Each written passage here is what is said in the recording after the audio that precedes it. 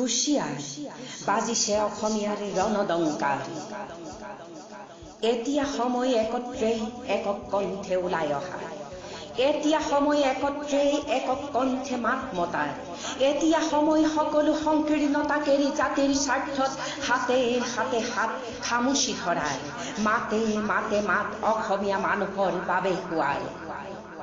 ইতিহাসৰ পাতে পাতে অসমীয়ে বহুবাৰ কান্দিলে, ইতিহাসৰ পাতে পাতে অসমীয়ে অজস্ৰবাৰ শোষণ সহিলে, ইতিহাসৰ পাতে পাতে অসমীয়ে হাজাৰবাৰ চিৎকাৰ কৰি উঠিলে।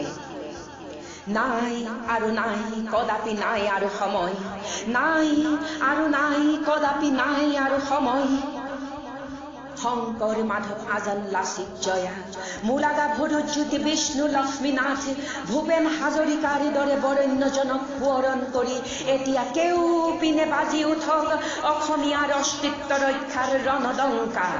শতৰু ৰুধিব পৰাকৈ আকৌ চিকমিকাই উঠক অসমীয়াৰ হৃদয়ৰ হেংদাং।